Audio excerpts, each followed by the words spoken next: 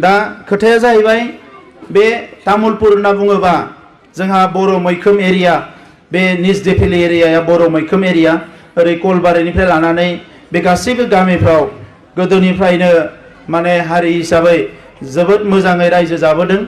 नाथाय सम थांनाय लोगो लोगोनो हा हुआ जोबोद खमायलांबाय। साबा साब्रै फिसालानि गेजेराव रानलायलायबाय, हाया खम जाबाय, आरो बिनि फिसाला जाबावबाय, आरो रानबाय, आरो हाया खम जाबाय। मावनाय दांनायनि हुदा बारा गैला।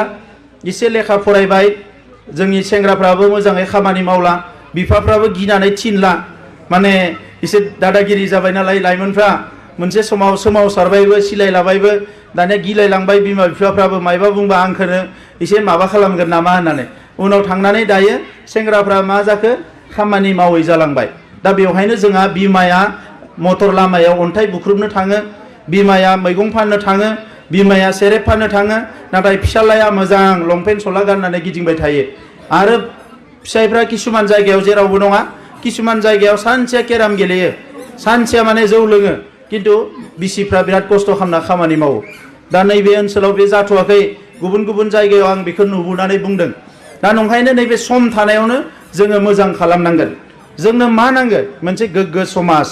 समाजा गोग्गो जानांगौबा बिनि समाजखान्थिया थिग जानांगोन, बिनि रांखान्थिया थिग जानांगोन, बिनि धोरोम सिबिनाया थिग जानांगोन, आसार खान्थि रिति नितिया थिग जानांगोन, आरो बे समाजा जोबोद हार्ड वर्किं, खस्थ' खालामनो हाग्रा जानांगोन।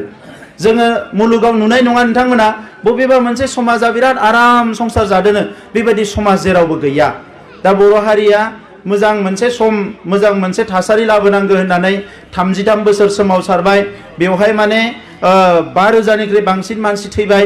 दा दिनै जोङो BSc BTC नि उनाव BTR मोनबाय। दा बे मोननायखौ जोंनि खन्थला माराय गामि एबा बर' गामिनि रायजो राजाफ्रा बे जों जे मोनबाय थादों, दिनै मोनलायबायनो, गाबोन मोनलायबायनो, समफोर मोनलायबायनो, बे मोननायफोरखौ जोङो जोंनियाव जों साननो हादोंना हायाखै, जोंनियाव माबाफोर नांफैदोंना नांफैयाखै बारहावाया, जों जे मोनबाय। दा मानोना आं बिनिखायनो सोंदो जे गरिबा गरिबानो जाना दोङो, माबा मोनसे मोनदोंबाथ' आंनियावबो फैनांगो, नोंनियावबो फैनांगो। दा बे दाबो फैयाखै। दा नंखायनो दिनै आङो राजखान्थियाव फैनायनि गुबै जाहोनानो जाबाय, गोबां लाइमोनफोरजों लोगोसे आंबो फैनायनि जाहोनानो जाबाय कि बै जोंनि आइ आफा रायजो राजाफोरनो नंगुबै ओंथियाव एसे जौगानो थाखाय जोङो खामानि मावनांगोन। आरो बे खामानि मावनांगौबा गोसोआ गोथार जानांगोन, मानसिफोरखौ अननो हानाय, मानसिफोरनि जेंनाफोरखौ बुजिनो हानाय, मोनसे कमिटमेन्ट थानाय सिन्तानि मानसि जानांगोन। अब्लासो जोङो बेखौ जौगाहोनो हागोन। दा नंखायनो जोङो मोनसे गोरोबथा खालामबाय, NDPनि जेंनाया जोब्बाय। दिनै NDPनि सेंग्राफ्रा न'आव फैनो हानाय जाबाय। बिसोरनि केसफ्रा लासै लासै मोनसे मोनसे जोबलांसिगोन, बिसोरो अनसुंथाइ मोनसिगोन गभर्नमेन्टनिफ्राय रिहेबिलिटेसन। बेजों लोगोसे जोङो माखासे कलेज मोननो हादों, इउनिभारसिटि मोननो हादों, जौगानायनि गोबां फैसाफोर पेकेजफोर जों मोननो हादों। दा बैफोरखौ जोङो जेला मोगथाङाव लाबोनानै आइ आफा रायजो राजानि थाखाय खामानिफोरखौ मावफुंगोन, अब्लासो जोंनियाव जौगानाया फैगोन। दा नंखायनो मानगोनां रायजोफोर, नैबे समाव जोङो गुसु मेलेमजों साननांगोन, बांद्राय गुदुं खालामनानै लाब गैया। मानोना 30 बोसोराव जोङो मेलेमखौ गुदुं खालामना खामानि मावबोनानै हारि जौगानायनि हाबाफारिया थालांबाय। दा बेनिखायनो नैबे समाव जोङो हारि जौगानायनि खामानिखौ मावनांगोन। आरो जोंनि लाइमोनफोरखौ, जायफोरा स्कुल कलेज गारनांबाय थाखा फैसा गैयैनि, बिसोरखौ मदद खालामनांगोन।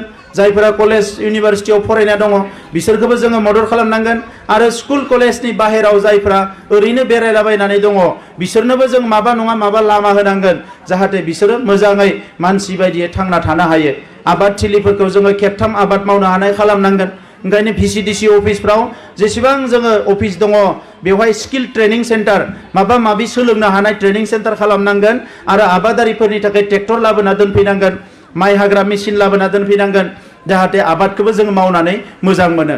मैगंनि बेगर मोजां जोलैफोरखौ मोननाय, बाजारफोराव लांनो हानायनि लामाफोरखौ खालामनांगोन, अब्लासो जोङो जौगागोन। दा बेबायदि गोबां खामानि दङ जोंहा मावनो। बिनि थाखायनो दिनै राजखान्थिखौ जोङो सोलायनाय लाबोनांगोन। दा आं नोंथांमोनखौ गोलाव बाथ्रा बुंनो सानाखिसै, दिनै बयबो खौसे जानानै हारियाव सोलायनाय लाबोनांगोन। 17 बोसोर जोङो BPFखौ नायबाय, सानसे साननै नङा 17 बोसोर नायबाय। मालाबा एबार मावाखिसै, नेक्स्टआव मावगोन, उननि बोसोराव मावगोन, एबार मावाखिसै, फैगौ खेबसेयाव मावगोन। बेबायदि नायै नायै जोङो 17 बोसोर नायबोबाय। नाथाय जों साननाय लुबैनाय बायदियै गोबां खामानिया जाफुङाखिसै। दा दिनै गामियाव हाबफैनानै जोबोद दुखुनांथाव, गुबुन जायगाफ्राव गामि गामि माने पेभार्स ब्लक पाक्कानि लामा जाजोब्बाय जोंनि गामियाव दाबो माने गामिया ओरैबायदि गाज्रि अबस्था दा बेफोरो मावनो हायै नङा मावनो हानाय गोजा किन्तु मावग्राफ्रा मावैनि थाखाय बे खामानिया गोग्लैनानै दङ ओंखायनो आङो थिग खालामदों कि बे समष्टिखौ जेरैखि जाया आदर्श समष्टि बानायनांगोन नोंथांमोननि मदद नांगोन आङो गोलाव बाथ्रा बुंला ओंखाम संनोबो जाबाय लेट जालायलांबाय नोंथांमोन बयबो मोजाङैनो था इलेक्सनाव सोरनो भट हो बेखौ आं बुंलायलायला जोंहा लिडारफ्रा बुंबाय थाखादों दा बयनिसिमबो आङो साबायखर बावबाय आरो इयुनाव लोगो मोनगोन इसोरा नोंथांमोनखौ मोजाङै लाखिथो इलेक्सना माला जागोन मिथिया मास मोनसे मोननैनि उनाव जागोन बायदि मोनदों जोङो दा बेनिखायनो नोंथांमोना जाहाथे बयबो गोसो हमथानानै गावबा गाव नखर संसारनि खामानि मावनायजों लोगोसे राजखान्थि सोलायनायनि थाखाय बयबो बाहागो लायो आं बेखिनिखौनो बुंबाय बयनिसिमबो साबायखर बावबाय।